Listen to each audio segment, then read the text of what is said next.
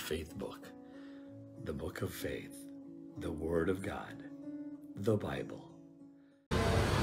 Good morning, good afternoon, good evening, everyone. This is Numbers chapter 24, verse 17, and I will read it. I shall see him, but not now. I shall behold him, but not nigh. There shall come a star out of Jacob, and a scepter shall rise up out of Israel, and shall smite the borders of Moab, and destroy all the children of Sheth. 17, Tagalog. 17 na Tagalog po, mga bilang 24, talatang 17, aking makikita siya, ngunit hindi ngayon. Aking mapagmamasdan siya, ngunit hindi sa malapit. Lalabas ang isang bituin sa Jacob, at may isang setro na lilitaw sa Israel, at sasaktan ang mga sulok ng Moab, at lilipunin ang lahat ng mga anak ng kaguluhan. Ang ibig sabihin ng talatang ito ay tumutukoy sa isang hula na pinakita ng Diyos sa pamamagitan ni Balaam. Inutong siya ni Balak na siya ay sumpain ng Israel, ngunit sa halip na sumpain na lumalabas sa kanya tiwapala. At ang ibig sabihin ito isang hula na mayroong makikita, at ito'y tumutukoy sa kapanganakan ng ating Panginoong sa Kristo. Ang pangalawang makikita nyo dito, siya hindi makikita, dito tumutukoy sa pag-akyat sa langit ng ating Panginoon, kaya tawag na ascension. At sabi dito ay lalabas ang isang bituin. Ito ang tanda. Ang lalabas na bituin na ito ay nakita ng mga haring, mga lalaking marunong na sinabi niya sa Matthew chapter 2 na nakita namin ang bituin sa silanganan. At ito na nga yung fulfillment ng Panginoong si Kristo tinutukoy ng mga talatang ito.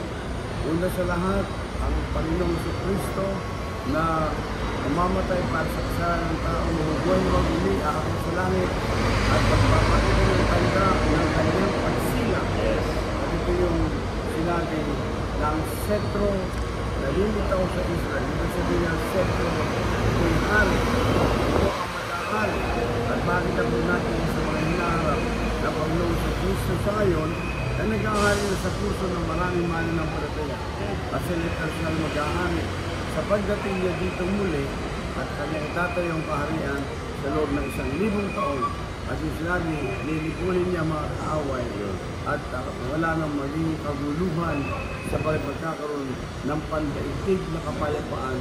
Si Kristo maging hari ng lahat ng araw. Pagpalain niya ng Panginoon. Anong application nito, Pastor Mimra? Talagin mo, anong magandang application nito? Patungkol sa paparating ng Mesias, of course, mga fulfillments yan, no? Sa pagdagitan, pero ultimately, but sa Panginoon Jesus, siya yung setro, siya yung hari paparating, at dahil siya ang hari paparating, siya ang hari dumating sa perspektibo po natin, kailangan po tayo lumukot, kailangan tayo sumamba. Sapagkat yun na sabi ko sa Pilipos Kapitulo 2, lahat ng puro ay sasamba sa ating Panginoon Jesus. So, wala natin hintayin na pilitin pa tayo lumugod. Ngayon pa lang ay lumugod na tayo sa hari ng mga hari ng Diyos Panginoon. Patuloy tayo sumamba sa Kanya, magtapat sa Kanya, maglingkod sa Kanya. Tandaan natin, itong Book of Numbers o mga bilang, ilang libong taon to bago nangyaring kapanganak ng Panginoon Jesus. 1,500 weeks before the birth of Christ. Isipin niya yan, mga kapatid. Kaya yan ang maganda pong pananaw, pangitain mula sa Diyos na binigay sa atin. Ang Biblia ay isang tagapagsulat at iisa po ang lumikha nito noon, ngayon, magpakailanman. Pagpalang kayo mga Panginoon mula sa amin dito, ni Pastor Piotica, Pastor Nimrod, sa susunod sa ulit muli. Merry Christmas sa inyo lahat! Merry Christmas! God bless you all!